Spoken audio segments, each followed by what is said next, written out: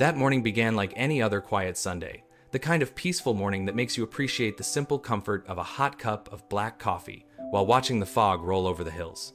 I am Arthur Sterling. I am 68 years old. I was sitting at my heavy oak desk, logging into my secure terminal to review my monthly charitable donations. The house was entirely silent. It had been painfully quiet ever since my brilliant wife Eleanor passed away. I opened my encrypted banking portal, waiting for my eyes to adjust to the glowing screen. The balance reflecting back at me was not the $650,000 I had deposited just a few days prior. The screen displayed a flat zero. For a man who spent 35 years as a senior cybersecurity architect for federal intelligence agencies, tracking state-sponsored financial terrorism, you would expect a suddenly drained account to cause sheer panic. You would expect me to slam my fists against the desk or scream into the empty room. But emotion is the enemy of a tactical response. I did not scream. I did not break anything. I simply sat perfectly still and stared into the digital abyss. That money was not my pension. It was the life insurance settlement from Eleanor. It was the exact funding required to purchase a sprawling piece of countryside property to build a rehabilitation farm for disabled veterans, a dream she held close to her heart as a former military nurse. It was her final legacy, and now it was completely gone. Before I could even begin to run a diagnostic on the missing funds, a loud crash echoed from the main hallway. I left my terminal running and walked toward the grand foyer. The massive double doors were propped wide open. 3 men in heavy work boots and faded gray uniforms were aggressively hauling my vintage grandfather clock out onto the porch. The very same clock Eleanor and I had purchased at an estate auction during our first anniversary in London. I stepped into the light and raised my hand. "Excuse me," I said, keeping my voice dangerously calm, but carrying the unmistakable weight of a man accustomed to issuing federal directives. "What exactly gives you the right to remove my belongings?" The supervisor of the crew paused, wiping his brow with a dirty rag. He looked at me with a dismissive smirk. "We are under strict orders, old man," he replied. "The new property owner wants the entire estate cleared out before the weekend." New property owner. I let those words hang in the silent air of my foyer. I reached into my coat pocket and pulled out my electronic key fob. I pressed the override button to lock the front gate, but the system returned a red error light. My access had been completely revoked. They had overridden the mainframe while I was having my morning coffee. I demanded to see their authorization paperwork immediately. A younger worker pulled a tablet from his tool belt and shoved it toward my chest. I read the glowing screen. It was an expedited asset liquidation order, and sitting right there at the bottom of the digital document was the unmistakable biometric signature of my 29-year-old son, Julian, my own flesh and blood. The boy I had taught to write code, the boy I had bailed out of 3 failed startup companies. He had legally authorized a crew of complete strangers to strip my home to the bare walls. I stood in my own hallway, breathing in the familiar scent of old books and polished wood, knowing it was being stolen from me. The movers watched me carefully, anticipating a mental breakdown. They expected me to call the local police and cry about a misunderstanding. But panic is a luxury reserved for the uninformed. In my entire career, I have dismantled international syndicates that hid billions in encrypted digital wallets. I know exactly how arrogant thieves think. I know they get careless when they believe they have won. The first rule of any counterintelligence operation is to let the target believe their cover is intact. I handed the tablet back to the young man. "Just watch the glass on that clock face," I said smoothly. "It is irreplaceable." The movers exchanged confused glances at my complete lack of resistance, but they shrugged and continued carrying my memories out to their idling truck. I walked back into my study. The room was already feeling hollow. I looked at the zero balance on my monitor. Julian was hosting a massive engagement gala this weekend, an absurdly expensive event at a luxury vineyard to celebrate his upcoming marriage to a woman named Chloe. Chloe was an influencer who looked at me as if I were a piece of outdated hardware taking up space in her modern aesthetic. Julian had been drowning in debt for months, desperately trying to keep up with Chloe and her insatiable demand for luxury. I had absolutely refused to finance the gala because I knew Chloe was merely extracting resources from him to build her own brand. I told him he needed to build his own foundation and stop relying on family wealth. Apparently, this was his twisted interpretation of taking control. He decided to steal his dead mother's dream to throw a party for internet strangers. I did not feel a single drop of sorrow. I felt a cold, calculating clarity wash over every nerve in my body. The grieving father vanished, and the federal cyber architect woke up. I pulled my secure encrypted phone from my pocket. Calling the local authorities would be a massive mistake. They would see a family dispute over estate management. They would tell me it was a civil matter. This required a scalpel, not a sledgehammer. I dialed the direct line to my attorney, Richard Sterling, a former federal prosecutor who had helped me build cases against corporate spies. "Richard, I said the moment the line connected. Initiate Protocol Vanguard. Richard did not hesitate. He knew exactly what that meant. Consider the board set, he replied, and ended the call. But a seasoned investigator knows that digital traces are only half the battle. I needed an audio confession. I needed the pure arrogance of the thief recorded on a secure server. I activated the hidden recording application on my device and dialed Julian's number. The line rang several times. I looked at the empty space where my antique clock used to stand. I thought about the rehabilitation farm. I thought about Eleanor holding my hand in the hospital, making me promise that her money would go to the veterans who needed a quiet place to heal. She had spent her entire life serving others. And now, her own son had hijacked her final wish to pay for imported champagne and string lights. The call connected. A blast of loud electronic dance music assaulted my speakers. It was the sound of a private yacht party. I could hear the clinking of glasses and the obnoxious shouting of people who spent their lives pretending to be important. "Hello!" Julian shouted over the heavy bass, his voice dripping with annoyance at the interruption. "Julian," I said, keeping my tone perfectly flat and remarkably frail. "There are men in my house taking your mother's furniture, and my primary banking portal is completely locked." "Where are you?" There was a brief pause. I heard him whisper to someone. "Hold my glass, babe." It was Chloe. I could hear her shrill voice asking why the old man was ruining their morning vibe. Julian stepped into a quieter room, the music fading into a muffled thud. "Dad, you need to listen to me very carefully," Julian said, adopting a condescending, practiced tone. "This weekend is the launch of my new life. I transferred the funds and I sold the estate." "You sold the family estate?" I asked, intentionally enunciating every word for the microphone. "And you stole over $500,000 of your mother's money." "It is not stealing," Julian scoffed loudly. "You are declining, Dad. Ever since Mom passed, you have been completely disconnected from reality. You forget to log out of your systems. You sit in that massive house staring at the walls. Chloe and I discussed it with some specialists. You do not need that kind of capital sitting in a dead account, and you certainly do not need a fortified compound to live in. We are putting that money into the market. We are building a modern empire. You are stealing the foundation money for your mother's veteran farm to pay for an engagement party," I repeated, ensuring the motive was permanently etched into the recording. "Oh, give it a rest, Dad," Julian snapped, his voice turning cruel. "Mom is gone. A bunch of broken soldiers playing in the dirt is not going to change that. You are stuck in the past. Chloe and I have a brand to protect. We have investors flying in tonight. You are going to waste that money on a charity case. Consider this aggressive portfolio management. I saved you the trouble of dealing with real estate agents." I stood in my empty study, feeling absolute ice flowing through my veins. The betrayal was so profound that it bypassed anger and became pure mathematics. He was no longer my child. He was an active threat to my infrastructure. "Where am I supposed to go, Julian?" I asked, playing the helpless victim to absolute perfection. "Not my problem, Dad. Take whatever cash the movers leave you and check into a retirement community. You will be safer there with nurses, making sure you do not wander off. Enjoy your retirement." The line went dead. I lowered the phone and looked at the screen. 1 minute and 50 seconds of unadulterated elder abuse and financial fraud, securely uploaded to my private cloud. I walked back into the hallway. The movers were heading upstairs to Eleanor's bedroom. They were going to pack away her clothes and her jewelry. Any normal man would have barricaded the stairs. Any normal father would have fought them tooth and nail. But if I stopped them now, Julian would simply hire a corporate law firm to tie me up in probate court for a decade while he spent the money. I had to let them take the bait entirely. I turned around and walked out the back door, heading toward my discreet gray sedan parked near the tree line. I unlocked the heavy doors and sealed myself inside the soundproof cabin.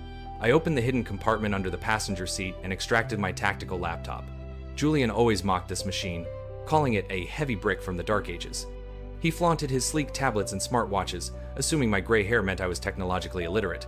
He had absolutely no idea that the banking encryption he relied on every single day was based on source code I wrote 20 years ago. I booted the machine directly into a secure sandbox environment, bypassing the public internet entirely. I routed my connection through 4 offshore servers to mask my digital footprint. I needed to see exactly how he moved the money. I accessed the raw data logs of my central financial hub, the screen illuminated with cascading lines of code and transaction timestamps. My eyes scanned the matrix with the practiced speed of a man hunting ghosts. There it was, an outgoing cryptocurrency conversion and wire transfer executed at midnight. $650,000. But he did not just move it into his local checking account. He bounced the funds through a decentralized exchange before landing them in a newly formed corporate trust account. I ran the destination hash through a federal database I still quietly maintained access to. The receiving account was based in a private bank in Miami. Julian had crossed state lines with stolen funds, he had instantly elevated a family dispute into massive federal wire fraud. I began extracting the digital footprint. I downloaded the smart contract logs, the IP addresses, and the authorization tokens. With every keystroke, I was building a federal indictment. I found the document he used to bypass the bank's biometric security. It was a scanned PDF of a medical conservatorship. I zoomed in on the pixelated text. My stomach turned, but my mind remained razor sharp. It was a temporary medical proxy I had signed 3 years ago when I underwent a complex heart surgery. It was supposed to expire the moment I was discharged. Julian had digitally altered the dates. He had forged a federal legal document to convince the financial institutions that I was medically incompetent. This was no longer just wire fraud. It was aggravated identity theft and digital forgery.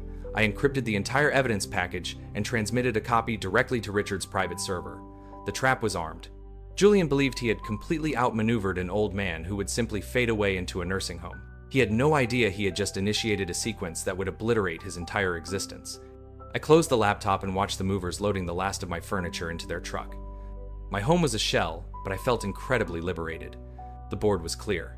I started the engine and drove away without looking back. Julian and Chloe were hosting a massive pre-gala luncheon at a rented modern mansion in the city. I decided it was time to make a brief appearance. I parked my sedan blocks away and walked the rest of the distance to ensure my vehicle was not spotted by their private security. The mansion was a monstrosity of glass and steel. Valets were parking imported sports cars while caterers carried silver trays of exotic seafood. I walked straight past the distracted security guard at the front gate, my unremarkable clothes making me invisible to people who only respect designer labels. I stepped into the massive living room. The noise was deafening. Chloe was standing by the infinity pool, wearing a designer silk outfit, laughing loudly for a camera crew documenting her perfect life. She turned her head and her eyes locked onto me. The fake smile shattered instantly. She shoved her champagne glass into a waiter's hand and marched toward me, her heels clicking aggressively against the marble floor. She grabbed my arm and dragged me into a quiet hallway away from the cameras. "What are you doing here, you creepy old man?" she hissed, her voice dripping with absolute venom. "You are entirely ruining my aesthetic. Look at your clothes. There are tech billionaires in that room." I let my shoulders slump, widening my eyes to look terrified. "I just wanted to see Julian," I stammered, making my hands shake. "My house is empty. I have no money for food." Chloe laughed, a harsh, soulless sound. "That is the whole point, Arthur. You are completely useless." Julian finally grew a spine and took what was rightfully ours. "You are a dying relic. We are the future. Turn around, walk out that door, and disappear. If you cause a scene, I will have my security team throw you into traffic." Before she could signal her guards, Julian appeared. He smelled of expensive gin and arrogant cologne. He pulled me further down the hall into a private study, slamming the heavy door behind us. The silence was immediate. Julian leaned against a glass desk, crossing his arms and looking at me with pure contempt. "Dad, we discussed this," he lied smoothly. "Your memory is failing." I had to step in. I stared at him, keeping my facade of weakness intact. "I never signed away my home," I whispered. Julian reached into his tailored jacket and threw a folded document onto the desk. "I am your legally appointed conservator now, Dad. I had to liquidate the estate to secure your future care in a facility. You are a liability. I transferred your funds into a trust I control. You should be on your knees thanking me for saving you from yourself." I slowly picked up the forged document, letting my hands tremble as I stared at the altered dates. He was using my past vulnerability as a weapon to destroy my wife's dream. "It is all perfectly legal," Julian smiled confidently. "I have taken your burdens away. Now, go to a cheap motel. I will have my assistant send you a small allowance next week." I folded the fake document, placed it in my pocket, and nodded silently. I turned and walked out of the room, playing the defeated old man to absolute perfection. As I passed Chloe in the hallway, she pulled a crisp $100 bill from her designer purse and shoved it into my front pocket. "Buy yourself a bus ticket out of my life," she whispered. I bowed my head and walked out the front door, leaving them to their arrogant celebration. Once I was entirely off the property, my posture corrected itself. The frail old man vanished, replaced by the architect of their destruction. I pulled the $100 bill from my pocket and examined it. Arrogance is the fatal flaw in every system. I walked back to my car and drove directly to Richard's law office in the financial district. The city was bustling, but my mind was a quiet fortress. I took the private elevator to the top floor. Richard was waiting for me in his massive corner office, surrounded by printed transaction logs. He looked up, his face grim. "You look remarkably calm for a man who just lost everything," Richard said. I sat down in the leather chair. "I have lost nothing, Richard. Have you analyzed the data?" Richard nodded, tapping a thick file. Julian was incredibly sloppy. He routed the funds through a decentralized exchange, but he left the endpoint completely exposed. I have drafted the federal warrants. The moment we submit this, the FBI Cyber Division will freeze everything. Julian will face 20 years in federal lockup. Are you absolutely certain you want to destroy your own son? I looked out the window at the sprawling city skyline. My son died the moment he forged medical documents to steal from disabled veterans, I replied coldly. He is just a hostile entity now. Submit the files. But before we pull the trigger, we need to look closer at the real estate transaction. Julian told me he sold the estate to fund his trust. Who exactly bought it? Richard opened the second folder. That is where this gets incredibly dangerous, Arthur. Julian sold your multi-million-dollar estate for a fraction of its worth to a shell company called Apex Vanguard. It was an all-cash, instantaneous transfer. I ran a deep dive on Apex Vanguard. It was incorporated 2 days ago by a man named Marcus. Do you know him? I typed the name into Richard's secondary terminal. Marcus was a notorious cryptocurrency hustler, completely devoid of real wealth, but heavily involved in underground lending. I pulled up Marcus's public profile. He was covered in expensive tattoos, posing in front of rented sports cars, and standing right next to him, in dozens of intimate photos, was Chloe. The pieces slammed together with blinding clarity. Julian was an absolute fool. He thought he was stealing my money to build a life with Chloe, but Chloe and Marcus had orchestrated the entire scam. Chloe convinced Julian to sell the estate for pennies to Marcus's shell company. Marcus used borrowed underground money to buy it. Their plan was entirely obvious.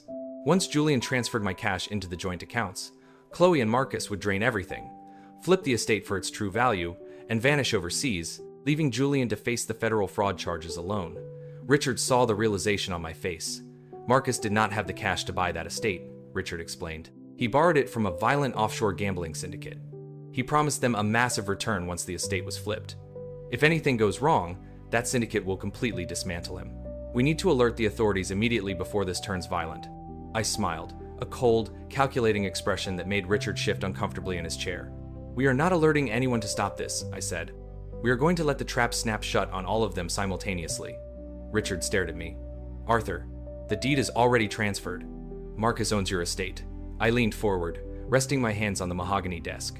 Richard, do you honestly believe a senior federal cybersecurity architect would leave his physical assets unprotected? 5 years ago, I placed the entire estate into a sovereign historic preservation land trust. I do not own that property. The trust owns it. Julian stole a dummy replica deed I kept in my desk specifically for a scenario like this. He sold a completely worthless piece of paper to Marcus.